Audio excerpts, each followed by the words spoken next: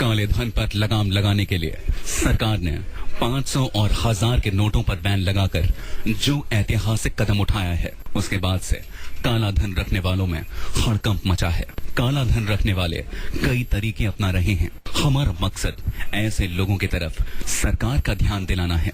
इस sting operation के जरिए हम सभी लोगों को आगाह भी करना चाहते हैं कि वो कोई ऐसा गलत कदम न उठाएं जिससे भविष्य में किसी कानूनी मुसीबत का सामना करना पड़े। हम सभी लोगों से ये भी अपील करते हैं कि वो काले धन के खिलाफ सरकार की मुहिम का हिस्सा बने, जिससे हमेशा हमेशा के लिए काले धन की बीमारी देश से मिट जाए।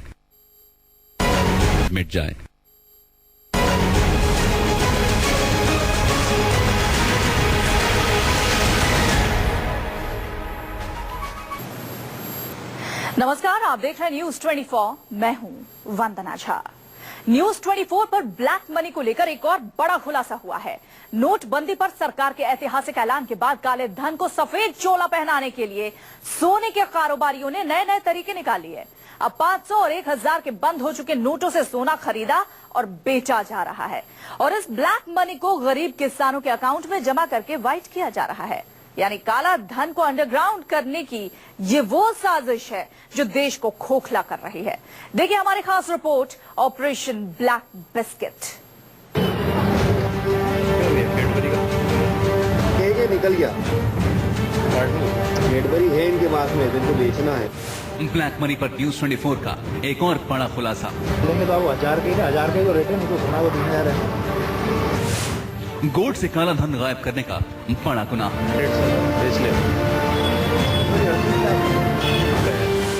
चमकते सोने से काला धन अंडरग्राउंड करने की साजिश।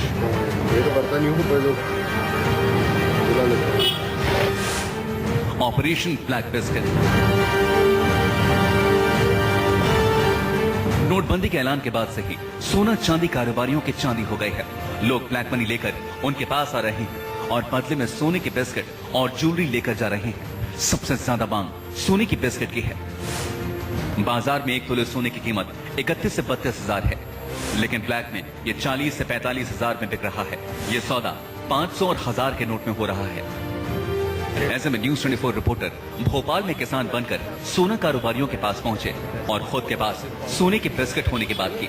हम जानना चाहते थे कि आखिर कारोबारी हमसे कितने में सोना खरीदेगा। शुरू में कारोबारी चाहता था कि सौदा कुछ कम में ही हो जाए, लेकिन धीरे धीरे वो 500 और 1000 के नोट देकर 42,000 में सोने के बिस्किट लेने के लिए तैयार हो गया। क्यों भैया, कैडबरी का क्या रेट चल रहा है बेचने में? 38 के आसपास। 42 है यार, हमारे कम हो गया। 38,500 तो सीहोर है यार। भैया 43 में हम आपको दे देंगे।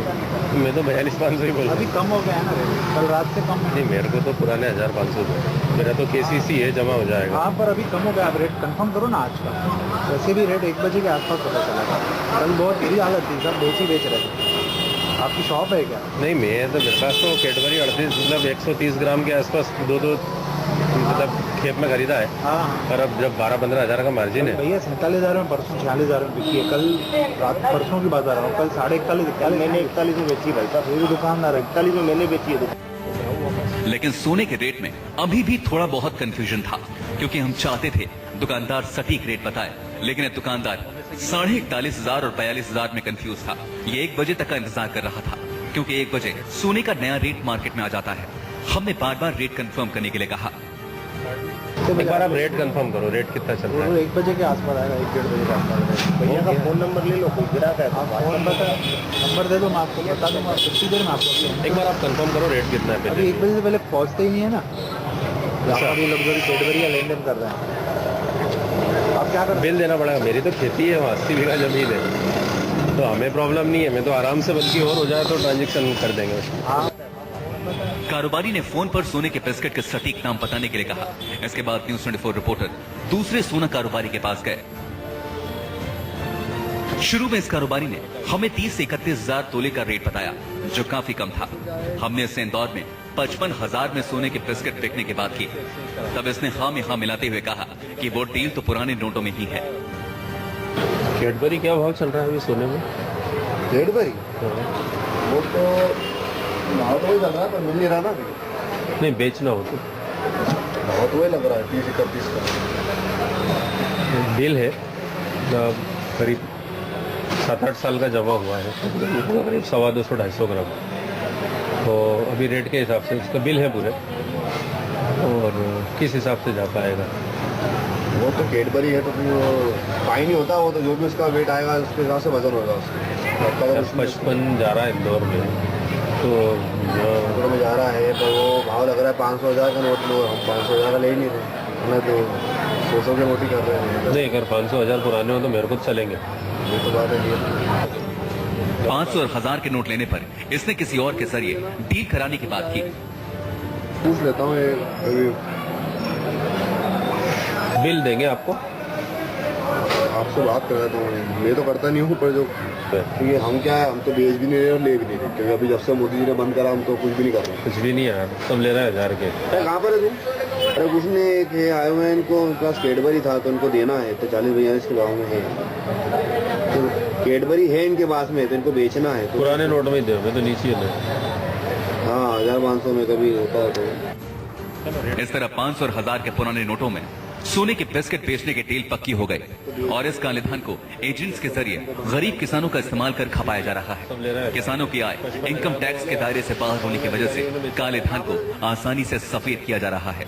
सरकार ने खेती की आय को इनकम टैक्स से मुक्त कर रखा है, इसी का फायदा उठाने की तैयारी की जा रही है। काले धन को वाइट करने के लिए अब सबसे ज्यादा काश्तकारों का इस्तेमाल किया जाएगा, लेकिन सरकार भी सजग है। ऐसे पुराने ट्रांजैक्शन देखे जाएंगे कि किसान ने पिछले 5 सालों में कितना कमाया और बैंक में कितना जमा किया। इसकी स्क्रूटनी के बाद कार्रवाई भी हो सकती है। हालांकि कुछ प्रोफेशनल कंपनियां इस बात की तैयारी कर रही हैं कि काश्तकारों के नाम पर एक मोटा ट्रांजैक्शन कराकर ब्लैक को व्हाइट किया जा सके। भोपाल से महेश पांडे की रिपोर्ट, न्यूज़ 24। नोटबंदी के ऐलान के बाद से ही पूरे देश में अफरा तफरी मची हुई है। सरकार ने ऐलान किया था कि अस्पतालों में पुराने 500 और 1000 के नोट चलेंगे, लेकिन कई अस्पतालों ने इसे लेने से इनकार कर दिया। प्राइवेट अस्पतालों के अपने तर्क है कि उन्हें सरकार की ओर से कोई एडवाइजरी नहीं मिली। अब ऐसे में आखिर अस्पतालों में किस तरह के हालात हैं, देखिए रिपोर्ट।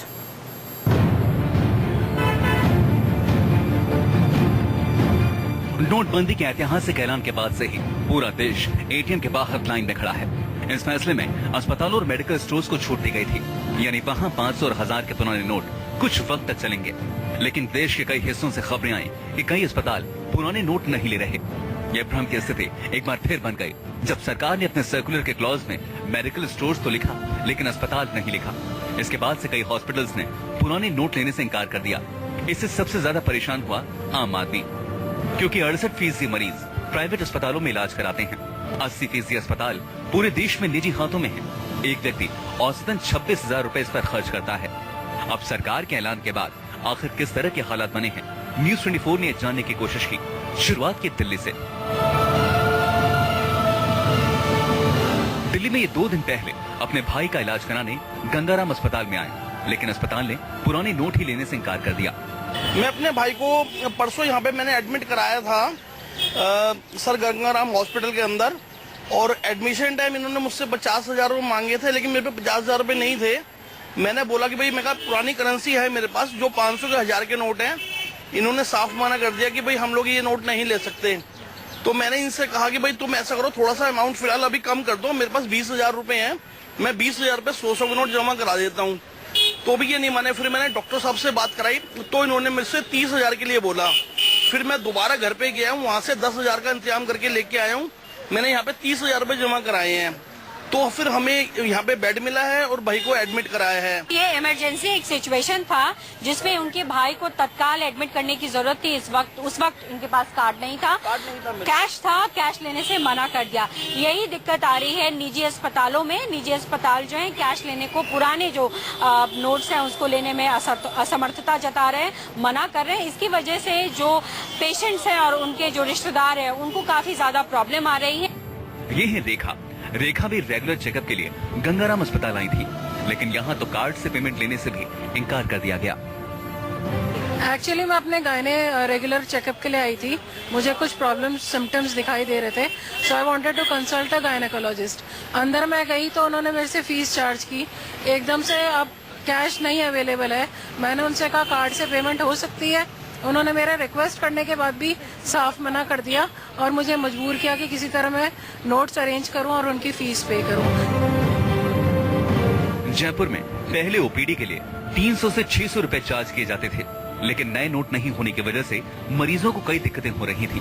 अब जयपुर में 4 बड़े प्राइवेट अस्पतालों ने ओपीडी को फ्री कर दिया है।